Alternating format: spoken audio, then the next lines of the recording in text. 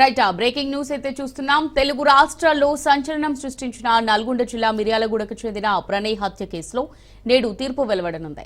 SC ST 2వ అదనపు జిల్లా కోర్టు ఇవాళ తీర్పు వెలువడించనుంది.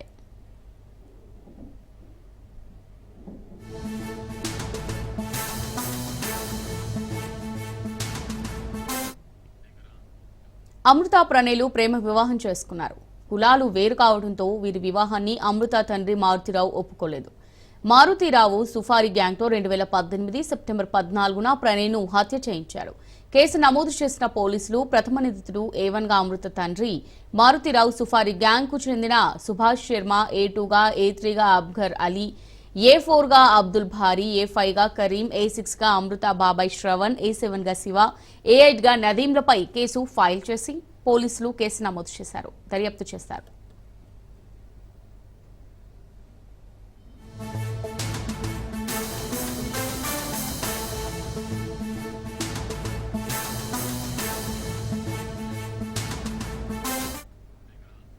ఏడేళ్ల పాటు కోర్టులో విచారణ కొనసాగింది. సుపారీ గ్యాంగ్తో సాయంతో తండ్రి మారుతిరావు చంపించినట్టు పోలీసులు సాక్ష్యాలను సమర్పించారు. మానసికంగా కుంగిపోయిన మారుతిరావు బెయిలొచ్చిన 6 నెలల వ్యవధిలోనే 2020లో హైదరాబాద్లో బలవన్మరణానికి పాల్పడ్డాడు.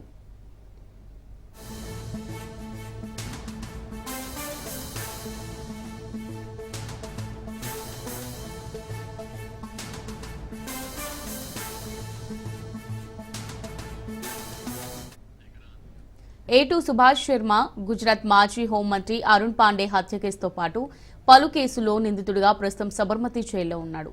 A3 అస్గర్ అలీ కూడా ప్రస్తుతం చెంచల్గూడ జైల్లో ఉన్నాడు. ఇక నేడు న్యాయస్థానం ఏ విధమైన తీర్పు వెలువరిస్తుందోనని ఉత్కంఠ నెలకొంది.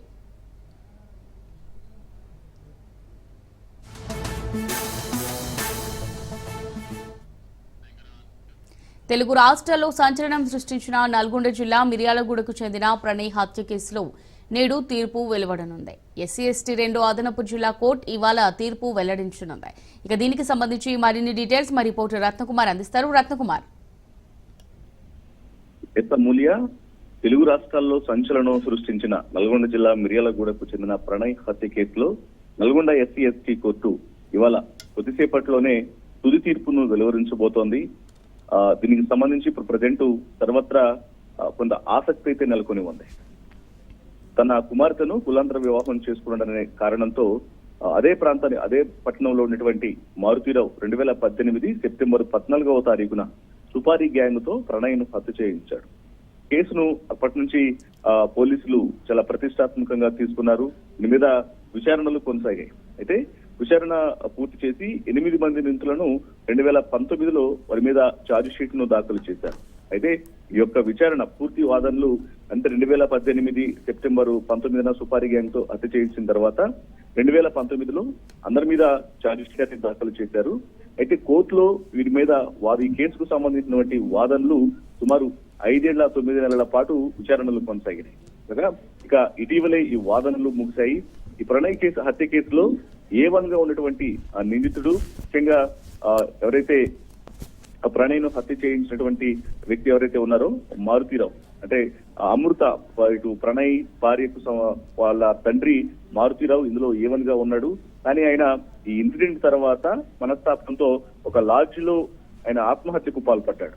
2020లో ఆయన ఆత్మహత్యకు పాల్పడగా మిగిలిన వారిలో A2 మరొక వ్యక్తి ఉన్నారు. అలాగే A3గా అస్గర్ అలీ, A4 భారీ, A5 Karim, A6 Shravan Kumar, A7 Shiva, A8 Nizam, 8 మంది నిందితులు ఉన్నారు. అయితే ఇందులో A6 శ్రవణ్ కుమార్ ప్రణయ్ ఇటు మారుతిరావుకు స్వయాన తమ్ముడు. అతని యొక్క పాత్ర అనేది చాలా కీలకంగా ఉంది అంటూ అప్పట్లో వార్తలు వచ్చాయి. తను ప్రోద్బలంతోనే ఈ యొక్క ఇటు మర్డర్ కూడా జరిగిందన్నట్టు కూడా పెద్ద ఎత్తున అమృత కూడా ఆరోపించినటువంటి పరిస్థితి ఉంది మారుతిరావు కూతురు ఆ సందర్భంలో.